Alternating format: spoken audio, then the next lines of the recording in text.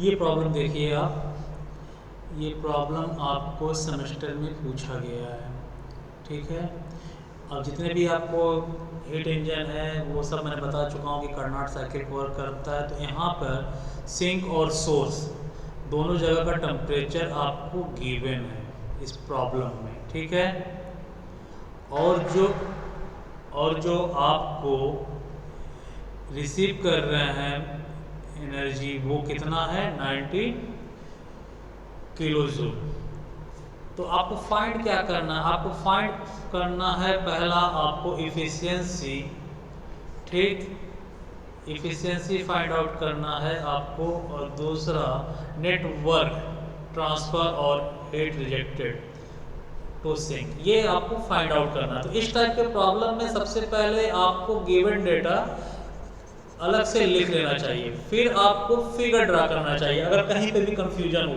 इस प्रॉब्लम में यहाँ पे मैंने फिगर नहीं ड्रा किया, डायरेक्ट वैल्यू लिख दिया क्योंकि वो प्रैक्टिस से आपको पता चल जाएगा, ठीक है। चलिए अब इस प्रॉब्लम पे आते हैं, पहले गिवन डेटा लिख लेते हैं, ठीक है। तो इस प्रॉब्लम में जो आपको टेम्परेचर दिया गया था वो आपको सेल्सियस में दिया गया। तो मैंने आपको बताया था अगर आपके पास कैलकुलेटर हो तो एक्चुअल वैल्यू ऐड करिएगा केल्विन में, सेल्सियस को केल्विन बदलने के लिए क्या बताया था, सेल्सियस प्लस 273.15 ऐड करिएगा।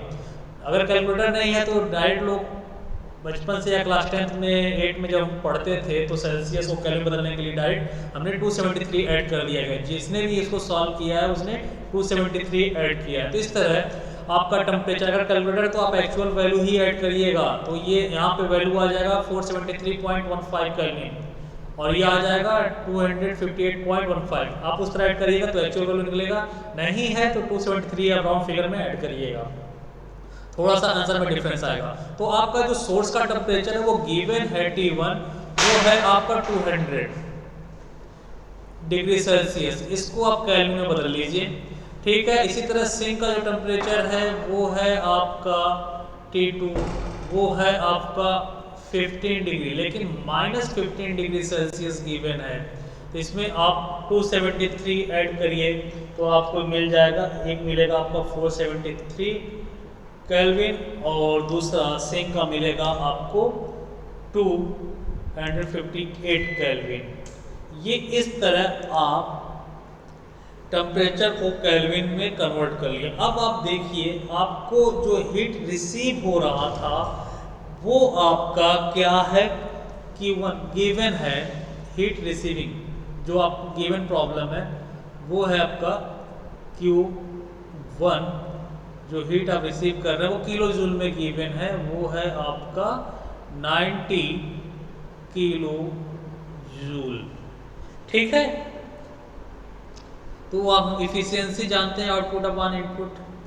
यहाँ देखिए गलती से T1 लिखा जो कि ये T2 होना चाहिए प्रॉब्लम में। आपको फार्मूला पता है इफिशियंसी का, 1 माइनस T2/T1, ठीक है। यहाँ वैल्यू पुट करिए, तो अगर वैल्यू पुट करेंगे कार्नोट साइकिल का इफिशियंसी आपका मिलेगा 1 माइनस, आपको T2 कितना वैल्यू निकला है 258/473। इसको सॉल्व करेंगे तो हमें इफिशियंसी कार्नोट मिलेगा 0.4545। हम इसको अगर इफिशियंसी को हम परसेंटेज में कन्वर्ट करें तो हमें मल्टीप्लाई करना पड़ेगा 100 का। तो इफिशियंसी हमारा कार्नोट का आएगा 0.4545 मल्टीप्लाई 100। तो ये हमारा इफिशियंसी परसेंटेज में कन्वर्ट हो जाएगा, ये हमारा आएगा 45.45%, ठीक है। क्लियर है इतना आपको? चलिए मैं इसको रिमूव कर रहा हूँ।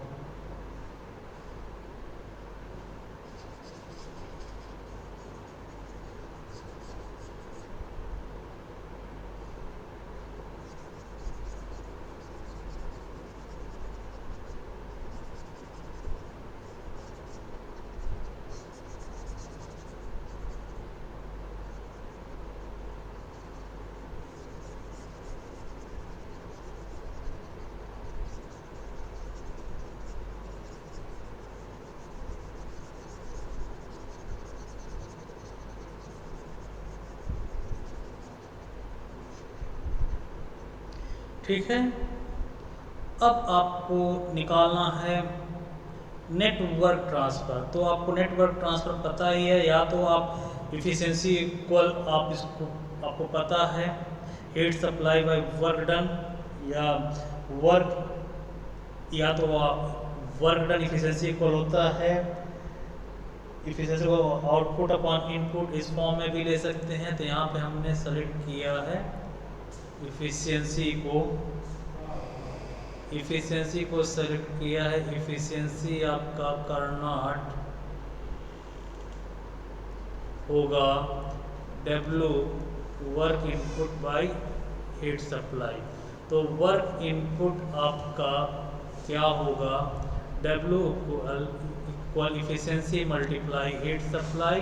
तो हीट सप्लाई या हीट रिसीव जो भी कर रहे हैं, तभी आपने इफिशियंसी निकाला है 0.4545 मल्टीप्लाई हीट सप्लाई आपका गिवन है 90 किलो जूल। इसको आप मल्टीप्लाई कर लेंगे तो आपको नेटवर्क ट्रांसफ़र आपको मिल जाएगा। मल्टीप्लाई करिए तो ये मिलेगा 40.90 किलो जूल। ठीक है, आप देख लीजिए।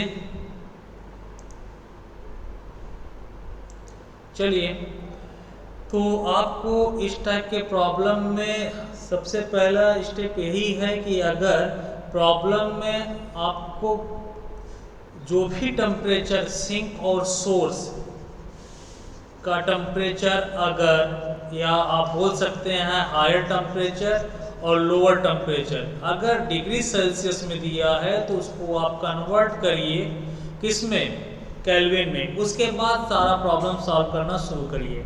अब आपसे इस प्रॉब्लम में नेक्स्ट क्या पूछ रहा है कि सिस्टम कितना हीट रिजेक्ट किया। तो हीट रिजेक्ट होगा तो सराउंडिंग में होगा, जाहिर सी बात है। चलिए, तो हीट रिजेक्ट अगर कहीं कंफ्यूजन हो रहा है तो आप इसका डायग्राम देख लीजिएगा। तो हीट रिजेक्टेड क्या होगा, आप अगर डायग्राम देखेंगे तो W इक्वल क्या होता है, Q1 माइनस Q2। ठीक है, तो हमें हीट रिजेक्टेड निकालना है। Q2 इक्वल क्या हो जाएगा, Q1 माइनस W। और ठीक है, हमने हीट रिसीव तो किया था सिस्टम में, ये पहले ही प्रॉब्लम में गिवन है 90 किलो जूल हम सिस्टम को हीट सप्लाई कर रहे हैं। और अभी आपने जस्ट कैलकुलेट किया है नेट वर्क ट्रांसफ़र क्या है, फाइंड आउट कर चुके हैं इफिशियंसी के हेल्प से। ठीक है, तो हम heat rejected to this sink find out कर रहे हैं। तो Q2 इक्वल Q1 अभी हमने कैलकुलेट किया है 40.90 माइनस आपका जो हीट सप्लाई है, ये तो हमारा वर्क डन है, और हीट सप्लाई जो हमने निकाला है वो हमारा है Q1, जो हमें गिवन डेटा था 90 माइनस 40.90। इसको सॉल्व करेंगे तो हमें Q2 इक्वल मिलेगा 49.1 किलो जूल।